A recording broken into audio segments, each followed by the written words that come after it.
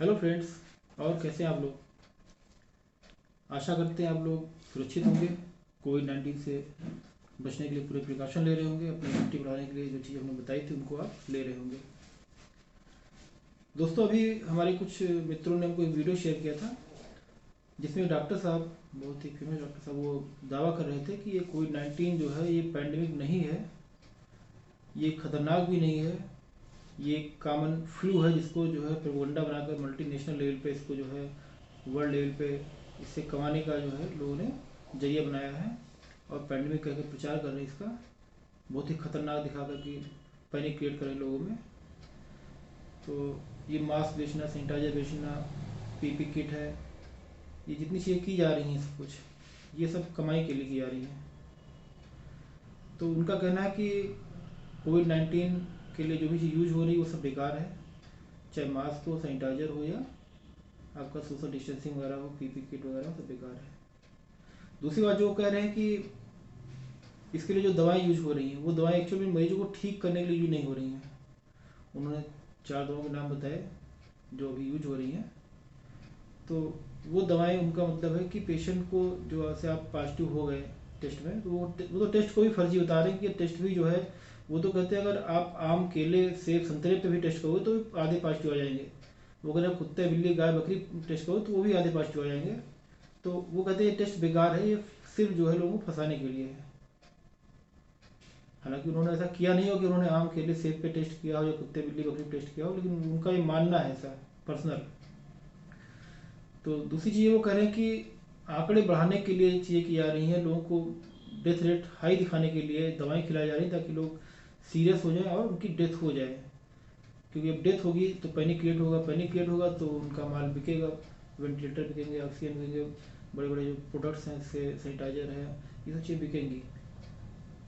तो ये सब चीज़ें हैं। और अब बहुत लोगों ने पूछा हमसे कि डॉक्टर साहब जो कह रहे हैं क्या ये सही है, क्या कोविड 19 वाकई में एक सिंपल फ्लू है, जैसे सर्दी जुकाम बुखार जो वायरल मौसमी बुखार होता है वैसे ही है।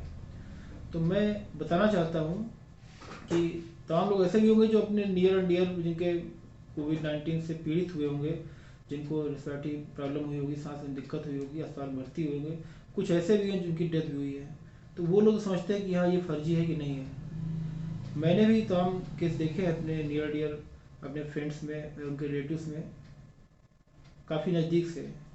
और जो सिम्टम हमने आपको बताए थे पिछली बार, वो सिम्टम भी उनमें आते हैं। और कुछ ऐसे भी हैं जो बहुत सीरियस हुए और बहुत ही जल्दी उनकी डेथ भी हो गई विदाउट एनी मेडिसिन। उनको कोई ऐसी मेडिसिन नहीं दी गई जिनका वो डॉक्टर साहब जिक्र कर रहे थे, फिर भी वो सांस न ले पाए और ख़त्म हो गए। तो मैं आपको यही बताना चाहता हूँ कि आप इन सब चीज़ों, ऐसे दावों पे न जाएं, क्योंकि इनका कोई प्रूफ नहीं है। उन्होंने कोई ज़मीनी बात नहीं की, उन्होंने सिर्फ आंकड़ों की बात की है और कुछ काल्पनिक बात की है, कुछ उनके अपने जो विचार पर्सनल है उस पर उन्होंने बात की है, जो उनकी मान्यताएं हैं। वो तो 1 लाख का जो है इनाम भी रखे हुए हैं, कोई साबित कर दे कि पैंडेमिक है क्या है। 10 क्वेश्चन उन्होंने अपने जो है, क्या जो हर्षवर्धन जी हैं अपने चिकित्सा जो मंत्री हैं, उनको भी जो है कहा है कि ये 10 क्वेश्चन का आप जवाब दीजिए। कुछ बातों से हम सहमत हैं, लेकिन कारण दूसरे हैं। जैसे हमने आपसे बात की थी कि जो मास्क पहनना है, एक्चुअली वायरस इतना छोटा था कि कोई मास्क आपको पूरी तरह से सेफ नहीं कर सकता, बचा नहीं सकता उससे। दूसरी बात है कि मास्क जो है लगाना, ये अपने इंडिया ऐसे गर्म कंट्री में ये बिल्कुल फिजिबल नहीं है। यहाँ पे लोग एक मास्क खरीदते हैं और उसको 1 महीने 2 महीने वो यूज करते हैं बिना धोए, बिना कुछ किए।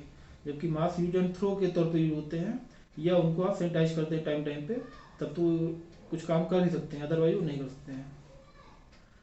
दूसरी बात, सोशल डिस्टेंसिंग भी इंडिया ऐसे कंट्री में जहाँ पे इतनी घनी डेंस आबादी है वहाँ पे नहीं संभव है। जहाँ बसावट लोगों की जो है, घरों की इतनी करीब करीब है, इतनी घनी बस्तियाँ हैं, लोग इतने मतलब एक एक कमरे में कई कई लोग रहते हैं, 8-10 लोग तक रहते हैं कमरे में। तो यहाँ पे आप सोशल डिस्टेंसिंग की बात करिए, वो संभव नहीं है।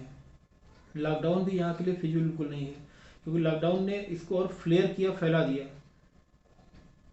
लॉकडाउन ने जो बीमारी, जो कोविड 19 वायरस था, जो मेट्रो सिटीज़ में, बड़े बड़े शहरों में आया था, बड़े बड़े लोगों के माध्यम से आया था, जो विदेश गए थे, लौटे थे, वो लेके आए थे। लेकिन लॉकडाउन ने ऐसा पैनिक खड़ा किया कि तमाम लोग जो बाहर बड़े मेट्रो सिटीज़ में काम करने गए थे वो अपने घरों में, अपने जो है गांव में वापस आए और उस बीमारी को ले करके उन्होंने गांव तक फैला दिया।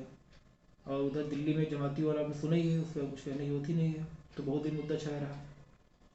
तो कुल मिला के जो हमारी गवर्नमेंट जो पश्चिम की नकल कर रही है, उन देशों में हो सकता है वहाँ ठंडा एरिया है, वहाँ काफ़ी जो है स्पेसियस, वहाँ जैसे वहाँ कंट्री है, मान ली कनाडा, अमेरिका है, रसिया है, ये सब अपने कंट्री से, इंडिया से काफ़ी बड़े हैं, उनकी पॉपुलेशन काफ़ी कम है, तो वहाँ के लिए फिजूल है, वो ठंडे इलाके भी हैं, वहाँ आप मास्क लगा सकते हो, वहाँ सोशल डिस्टेंसिंग कर सकते हो, वहाँ वर्क फ्रॉम होम कर सकते हो। लेकिन यहाँ कितने लोग वर्क फ्रॉम होम कर पाएंगे?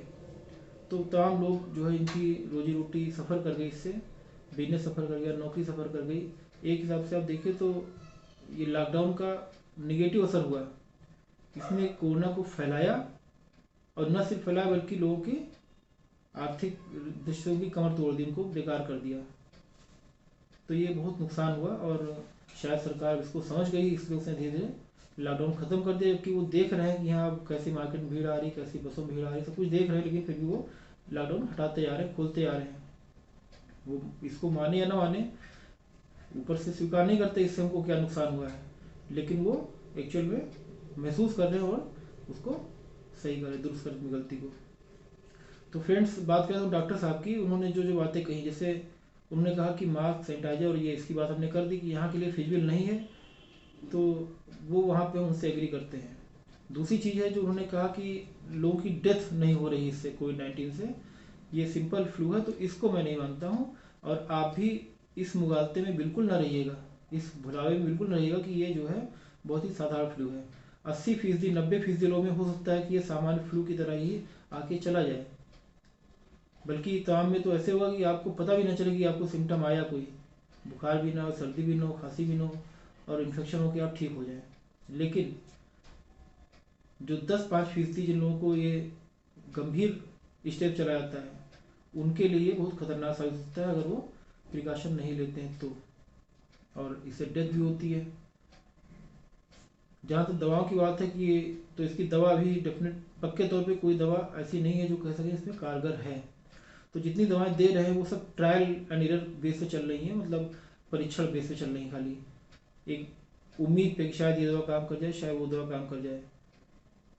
और ये सही बात है कि दवाओं की जो है अपने साइड इफ़ेक्ट्स होते हैं, हर दवा का साइड इफेक्ट, कोई भी ऐसी मेडिसिन नहीं है इसके साइड इफ़ेक्ट ना हो, तो इनके भी अपने साइड इफ़ेक्ट हैं। लेकिन ऐसा सोचना कि ये दवा जो है इसलिए दी जा रही ताकि लोग मरें, मुझे नहीं लगता कि ये बात सही है। क्योंकि लोग ऐसे भी हमने देखे हैं जो बिना दवा खाए, बिना एक गोली लिए, बिना अस्पताल में एडमिट हुए, अस्पताल तक पहुँचे और ख़त्म हो गए। बुखार आया, खांसी आई और सांस में दिक्कत शुरू हुई, और उनको लेके लोग घर वाले मुझसे भागे हॉस्पिटल में, वहाँ पहुँचे तक उनकी डेथ हो चुकी थी।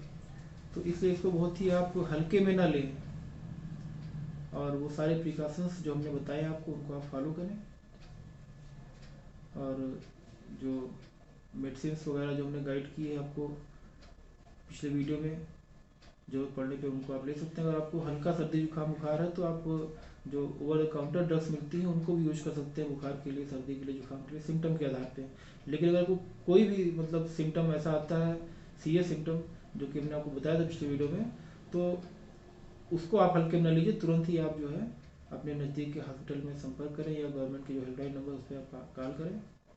मेडिसिन बिल्कुल नहीं उसकी मानता हूँ मैं, लेकिन कम से कम आपको एक सपोर्ट मिलता है, आपको कुछ टाइम के लिए, आपको जैसे आपको ऑक्सीजन दे दी गई तो आपको एक टाइम मिल गया, आपकी बॉडी हो सकता है उस टाइम में लड़ करके उससे बीमारी से रिकवर हो जाए। या वेंटिलेटर जो था उसको भी दे दिया गया, हालांकि वेंटिलेटर पर जाते हैं तो आदमी बहुत सीरियस हो जाता है, तब तक उससे बचने की उम्मीद बहुत कम हो जाती है। फिर भी एक चांस तो रहता ही है, अगर 100 में एक चांस भी है तब भी हमको चांस लेना चाहिए बचने के लिए। तो दोस्तों, ये वीडियो आपको कैसा लगा हमको जरूर बताइएगा, और पूरी इन्फॉर्मेशन के लिए आप हमारे जो बाकी पिछले वीडियो उनको जरूर देखिए, इस चैनल को सब्सक्राइब करिए, लाइक करिए, और अपने कमेंट हमको और सुझाव जरूर दीजिएगा। नमस्कार।